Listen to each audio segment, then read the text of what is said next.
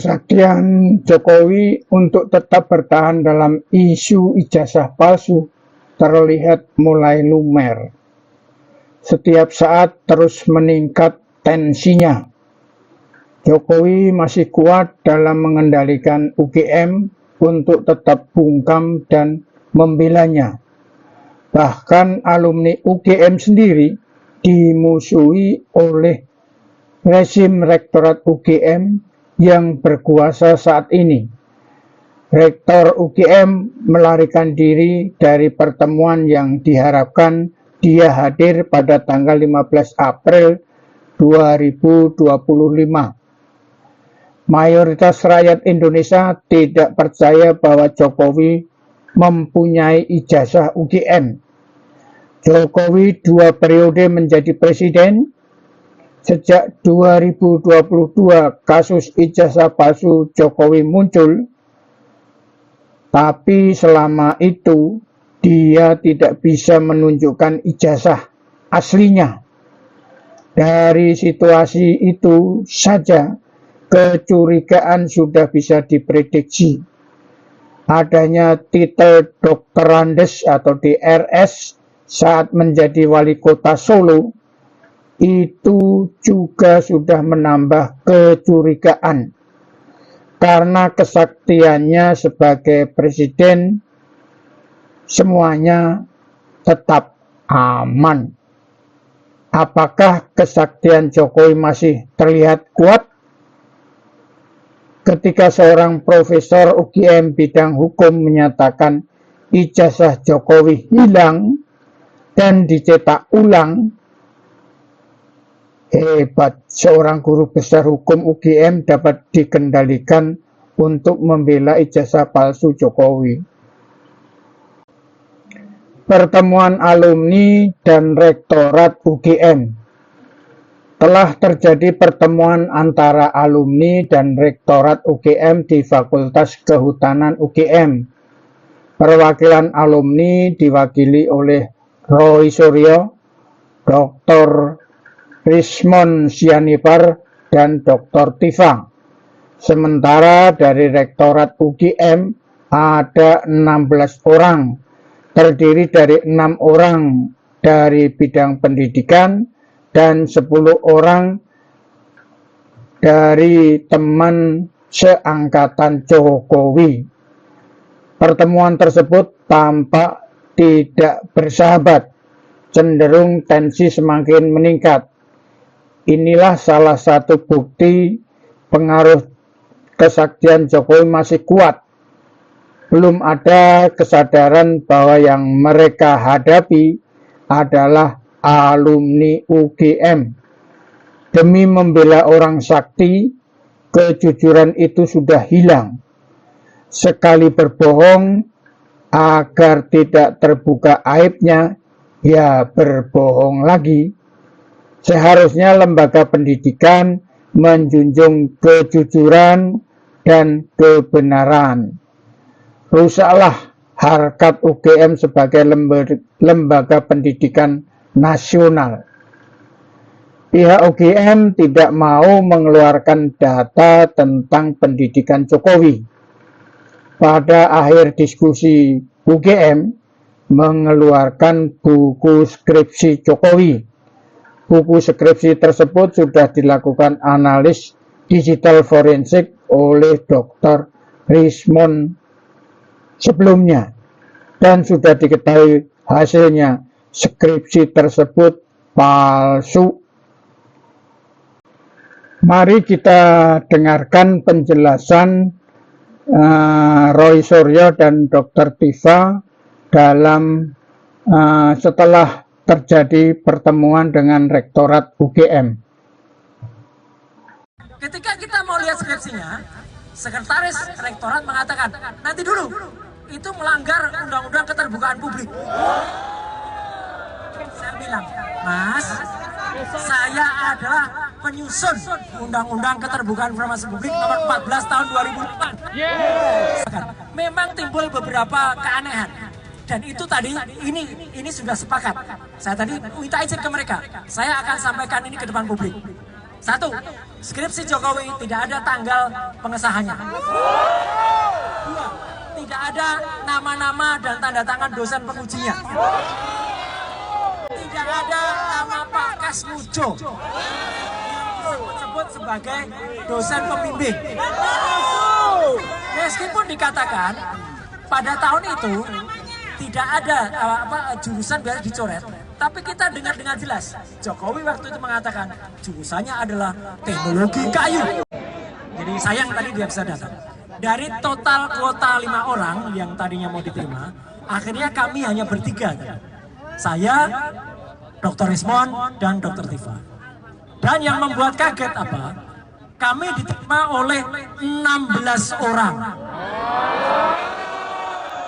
Dr. Tifa sampai sempat mengatakan ini nggak fair karena mereka lengkap, ada 2 purek, ada Bu Wening, ada Pak Aji, Aji, kemudian ada juga sekretaris rektorat, ada dekan Pak Sigit, ada juga Sanwan siapa itu yang kehutanan, dan ada 10 orang yang mereka menyebutnya adalah mahasiswa Fakultas Kehutanan angkatan 80.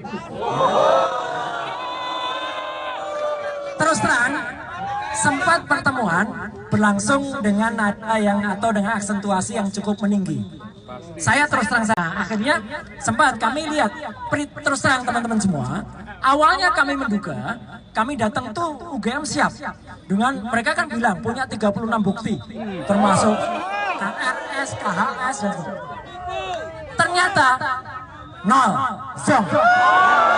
Tidak ada satupun yang disajikan di atas meja. Bahwa mereka mengatakan ada semua, lengkap. Kita tidak sama Jokowi. Tapi kami tetap minta. Oke, minimal skripsinya. Baik, kita mau lihat. Kita kaget, minimal kan skripsi itu sudah disiapkan. Ternyata Pak Sigit masih perintah, tolong diambilkan dulu skripsinya di perpustakaan. Ini fakta ya. Ini fakta. Saya nggak nambahin, nggak kurang. Baru setelah skripsinya datang, masih ada sedikit drama lagi. Ketika kita mau lihat skripsinya, sekretaris rektorat mengatakan, nanti dulu, itu melanggar undang-undang keterbukaan publik. Saya bilang, Mas, saya adalah penyusun undang-undang keterbukaan informasi publik nomor 14 tahun 2008. Saya anggota DPR ketika undang-undang itu disahkan. Bahkan ketika undang-undang keterbukaan perlindungan informasi publik, saya menyusun sampai dengan 2019 sebelum itu disahkan di tahun 2024.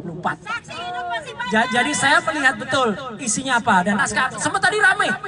Saya baca betul naskah akademiknya, ya. Terus tadi dia bilang secara hukum gini, mau secara hukum apapun yang mengesahkan tetap DPR. Harus dibuka. Akhirnya itu diperlihatkan skripsinya.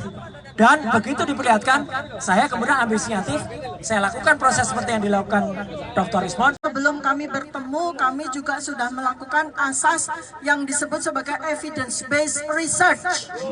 Ya, yang seharusnya pun ketika tadi pertemuan, pihak UGM pun juga harus melakukan evidence-based document yang kami harapkan.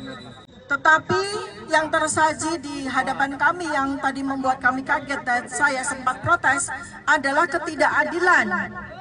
Karena pertama kami hanya diberi kuota 5 orang. Kami ini mewakili rakyat, mewakili Anda semua. Mewakili 280 juta rakyat.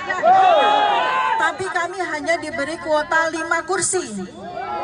Dan yang membuat kami kaget, di dalam ruangan sudah ada kurang lebih 16 orang. Ya. Kemudian berikut yang kedua, kami tidak diberikan satupun dari 36 dokumen yang memperkuat bahwa Joko Widodo itu adalah lulusan dari UGM. Saya menambah underline Pak Roy ya, bahwa memang kita tidak bisa menuntut ijazah di UGM, tidak bisa. Karena ketika seseorang itu sudah lulus, ijazah dipegang oleh yang bersangkutan. Tetapi karena situasi ini sudah berjalan 10 tahun,